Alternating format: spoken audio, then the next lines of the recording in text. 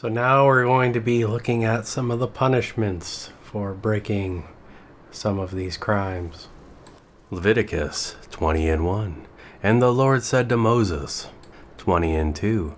Moreover, you shall say to the Israelites, any one of the Israelites or of the stranger that sojourns in Israel, who gives any of his children to Molech, the fire god worshipped with human sacrifices, shall surely be put to death. The people of the land shall stone him with stones. Throughout history, there's always been undesirable children. People enjoy the baby making process, but when it comes to actually having a child, they shy away from it, and it is not something that they necessarily want. The same then as it is today. Nowadays, we have systems in place to prevent the actual conception, and then there's other systems for the destruction of the child before it reaches fruition.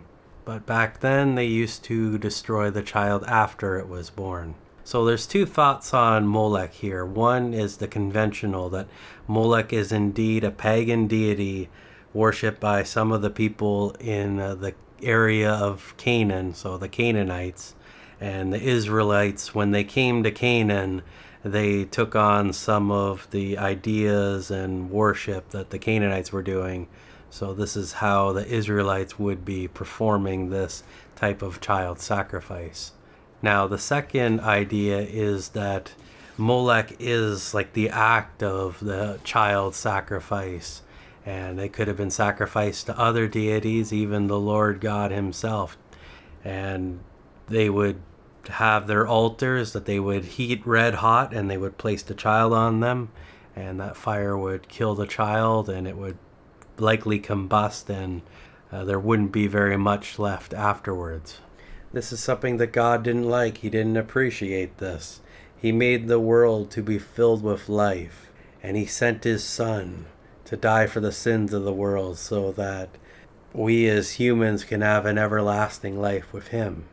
One of my favorite lines in the Bible is Proverbs 8:36, and the second half of that reads, all those who hate me love death. We see a very severe punishment for the act of child sacrifice.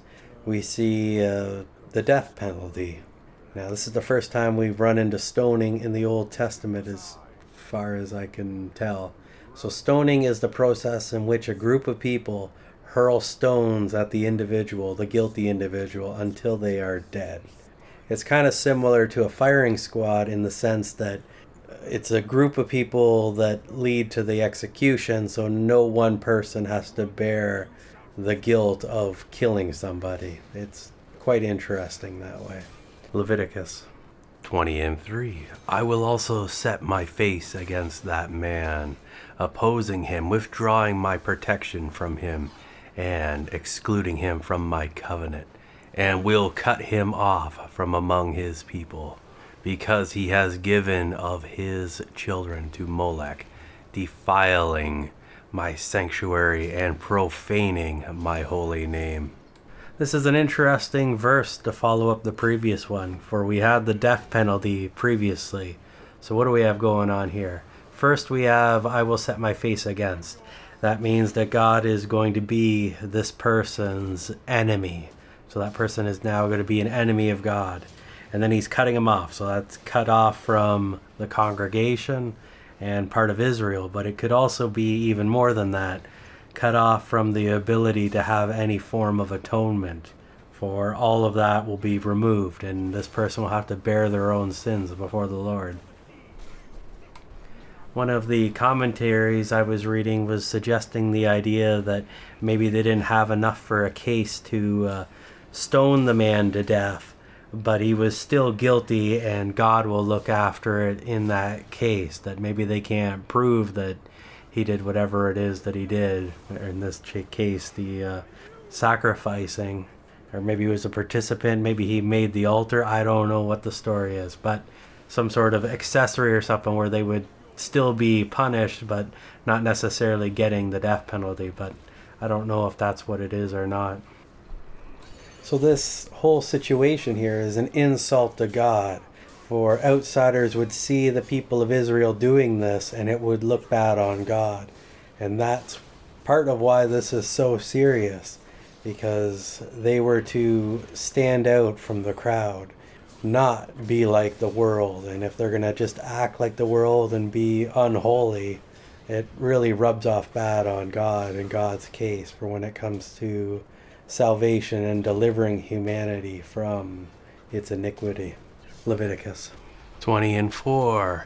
And if the people of the land do at all hide their eyes from the man, when he gives one of his children as a burnt offering to Molech, the fire god, and they overlook it or neglect to take legal action to punish him, winking at his sin, do not kill him, as my law requires.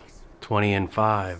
Then I will set my face against that man and against his people, and will cut him off from among their people, him and all who follow him, to unfaithfulness to me, and thus play the harlot after Molech.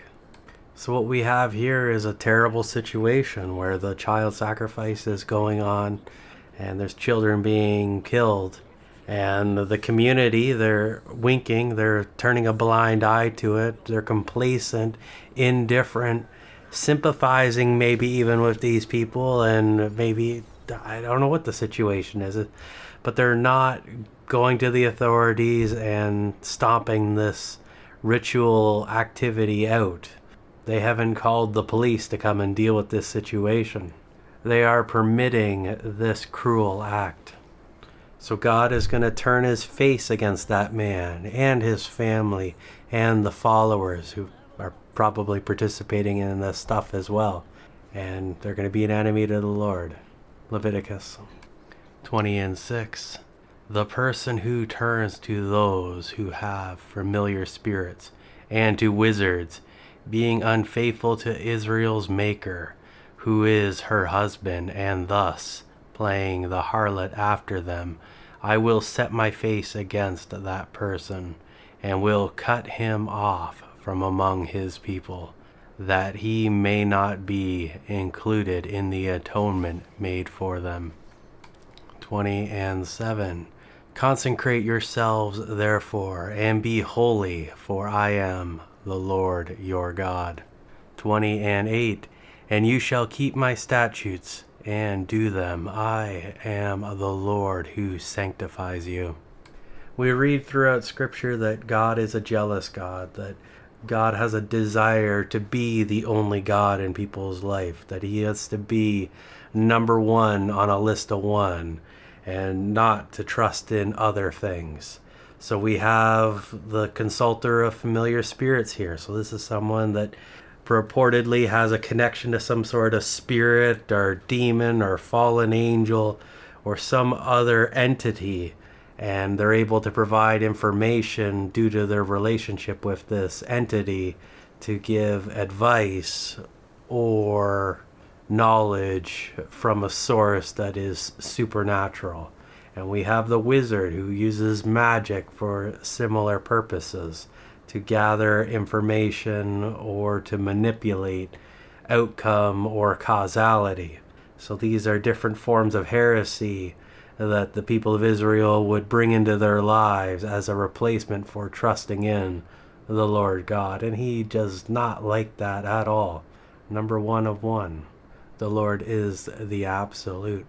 He refers to this as playing the harlot. This is like a spiritual harlot, like a prostitute, in the sense that the people are whoring themselves out to these other entities and not being consecrated and holy and steadfast, righteous, all the cool sounding words. And as a result from this idolatry, this playing the harlot, he's going to cut them off.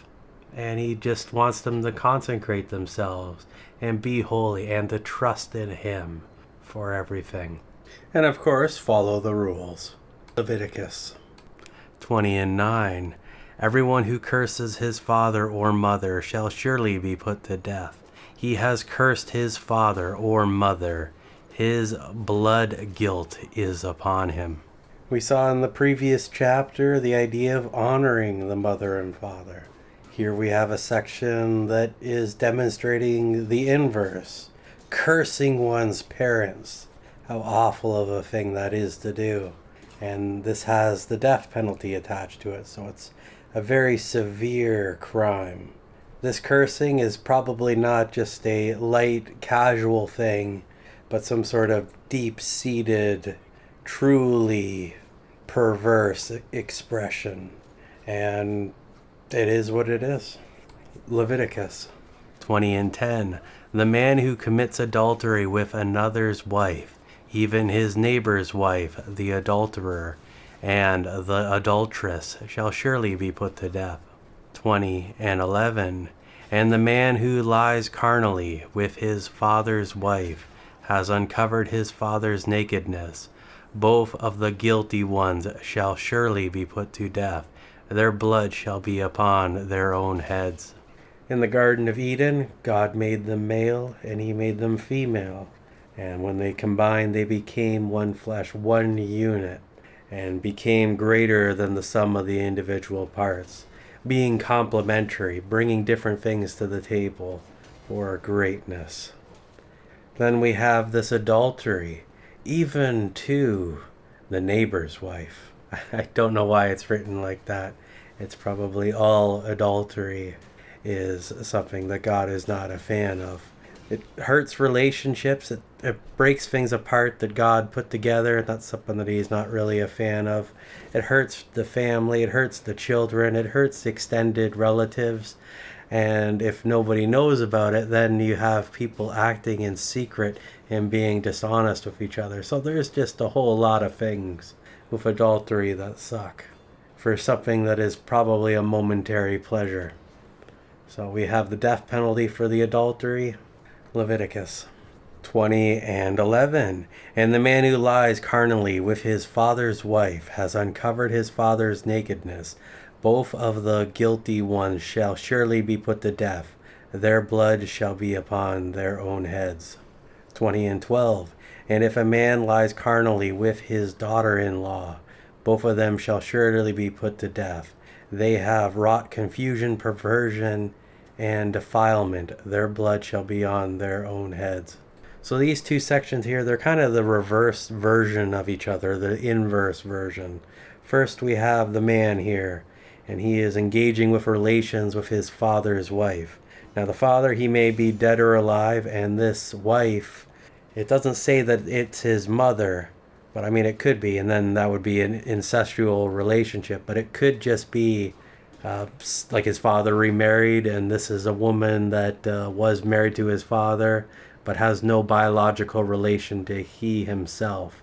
In this instance, it would still be considered wrong because it's a sin of intimacy. She intimately knew his father, and for her to intimately know the son, there's some strangeness going on there.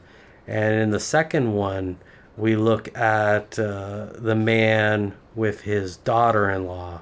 So this is the reverse. This would be his son's wife, and maybe his son's dead or gone away or whatever, or maybe he's there, he's visiting, I don't know, and then he's hooking up with his son's wife, and that is the same thing but the opposite direction. And it would be the same thing with the intimacy. It's like he doesn't want to know his father's intimacy, and the father shouldn't know the son's intimacy. And by having the woman be in the position of both of them, it's kind of weird. In the modern sense, provided this isn't a biological incest, I don't think our modern rules would really care.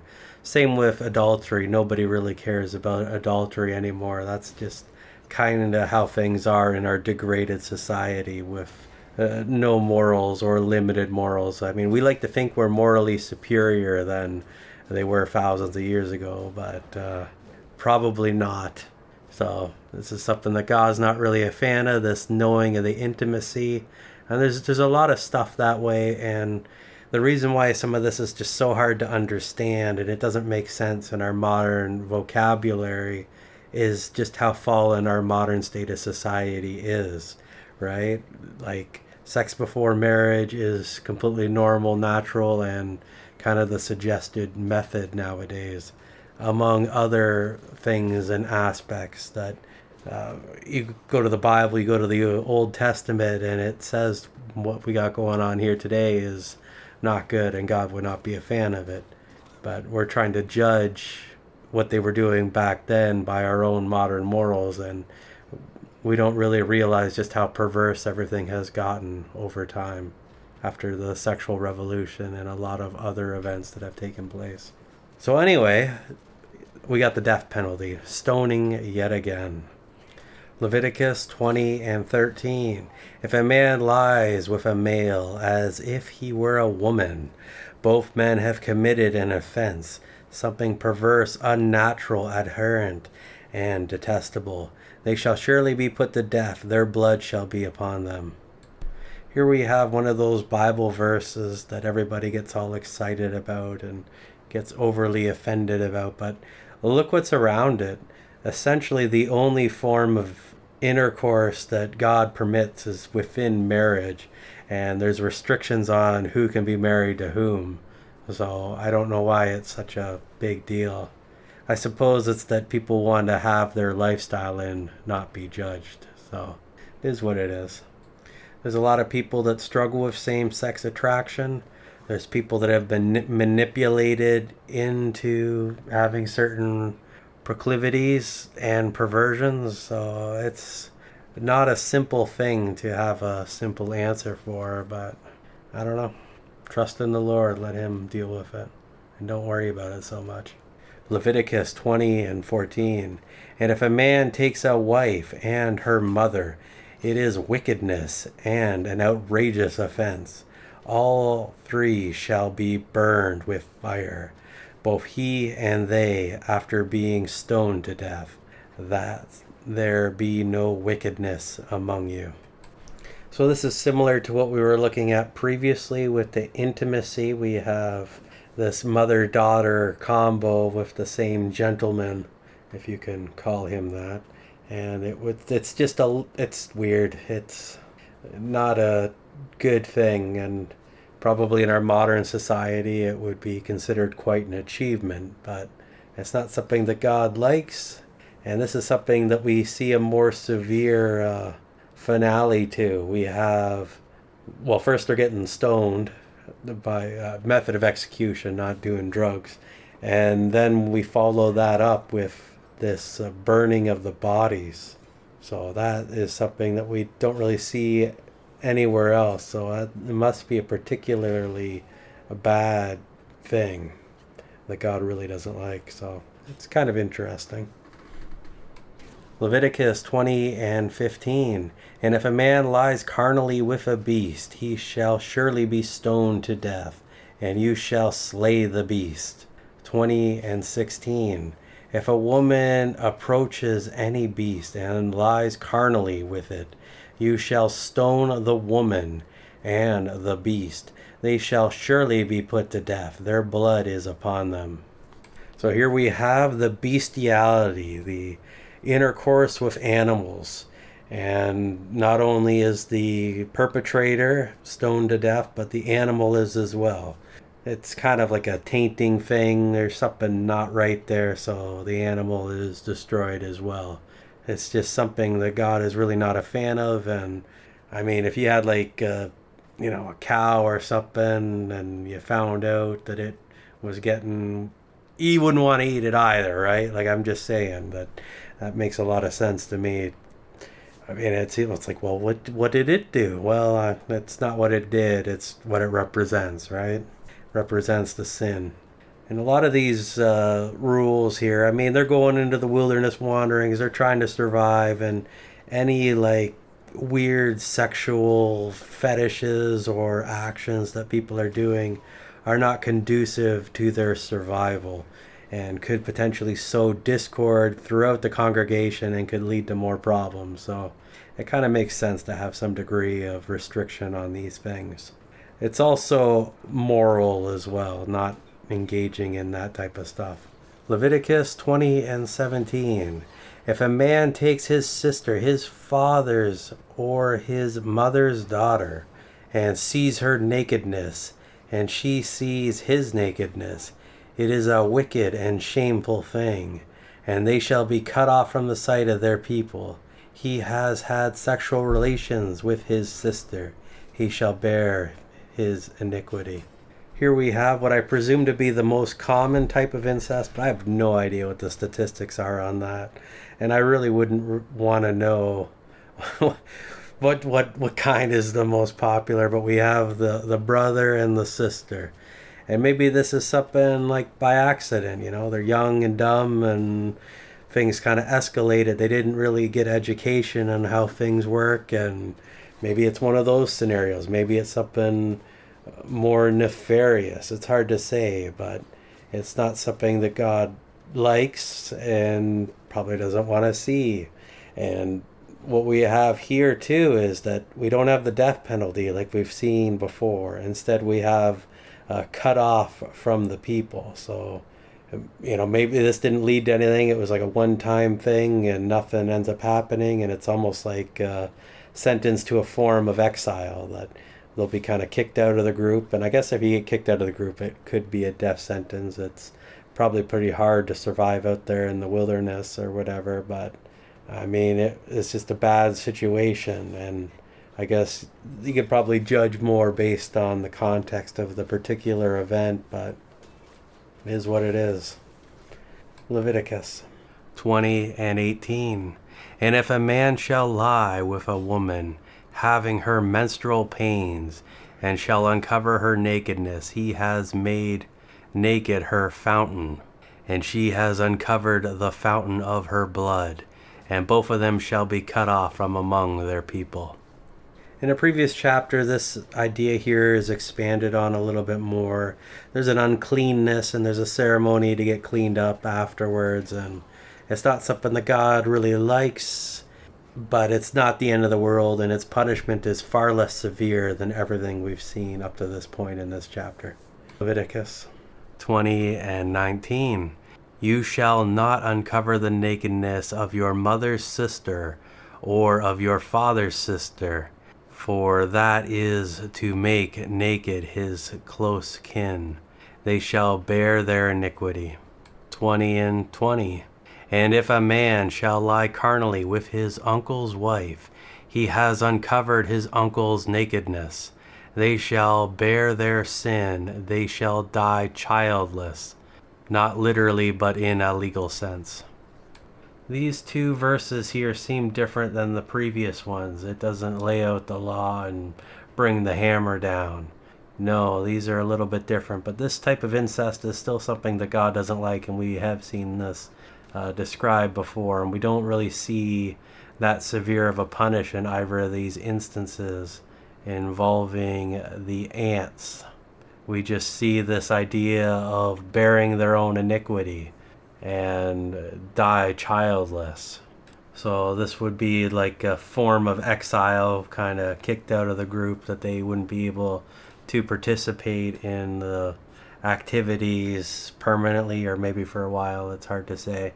And this die childless, this could just be a legal thing that, if they have kids from beforehand, that they can't inherit the name or whatever it is, that they're just, that's not they're going to kill the kids of these people. It's just that it's like they've forfeited certain rights and privileges by doing this.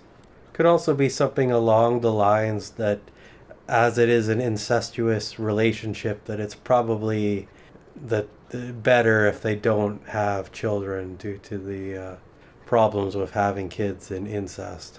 Leviticus 20:21. And if a man shall take his brother's wife, it is impurity. He has uncovered his brother's nakedness. They shall be childless. Not literally, but in a legal sense. I'm going to assume that this means a brother's wife to whom the brother is still alive. For we do see certain case exemptions to this when it comes to a man who doesn't have any children and he has a widow, that his brother is to marry the widow, and the first child born to that woman, I guess it'd be first son, born to that woman would be able to inherit the family name or whatever it is and carry on the legacy. So it would be a child by surrogacy via brother. So I'm going to assume that that's not the case in this particular instance because it's not written to explicitly say that. So this could be something similar to what we saw previously with the idea of them not having kids. From what I've read, it could be multiple things. Maybe God doesn't let them have any kids from this relationship, or it was some sort of legal thing that the kids that they do have, or if they did have kids, that they wouldn't be able to inherit, so they wouldn't be able to be considered their children, like the children are taken away, or something more devastating, perhaps. Leviticus 20 and 22. You shall therefore keep my statutes and all my ordinances and do them, that the land where I am bringing you to dwell may not vomit you out as it did those before you. 20 and 23. You shall not walk in the customs of the nation which I am casting out before you, for they did all these things, and therefore I was wearied and grieved by them. So God has the desire for his people, the Israelites, to follow his rules. And he's going to kick out the people that are in the land of Canaan so that they can dwell there. But they can't be like those people. They can't follow their ways. For if they follow their ways, they're going to be removed from the land in the same way God removed, or will remove when they get there. So like the Canaanites and all the other tribes or whatever that are in the area right now. Leviticus 20 and 24. But I have said to you, you shall inherit their land, and I will give it to you to possess, a land flowing with milk and honey. I am the Lord your God, who has separated you from the peoples. 20 and 25. You shall therefore make a distinction between the clean beast and the unclean, and between the unclean fowl and the clean. And you shall not make yourselves detestable with beast, or with bird, or with anything which the ground teems, or that creeps, which I have set apart from you as unclean. 20 and 26. And you shall be holy to me, for I, the Lord, am holy, and have separated you from the peoples, that you should be mine. So here we have God promising the people that he's going to take them to a wonderful land, a very fruitful land, the land of milk and honey. And when he gets there, or when they get there, I guess even on the way to there, that they need to follow the rules, to know the clean from the unclean, be that beast, bird, or fish, or creepy thing. And after that, they need to be holy, so they need to be able to do all their different offerings for the sin and dealing with the shortcomings of the human condition, so that they can have a relationship with God. God wants to have a relationship with them. And it sounds like it could be a wonderful thing. Leviticus 20 and 27. A man or woman who is a medium and has a familiar spirit, or is a wizard, shall surely be put to death, be stoned with stones, their blood shall be upon them. So our final sentence in this chapter deals with the woman who is a medium and the wizard. And if they're in the camp, or if they're in the area, they're practicing their little thing, God is ordered for them to be sentenced to death. He doesn't want any of that stuff going on within his... Well, he probably doesn't want it going on anywhere, but he doesn't want it going on in the land where his people are, so that they could be perverted and twisted by this evil magic and demons and whatnot. So here we go. I guess if they find them, they need to die.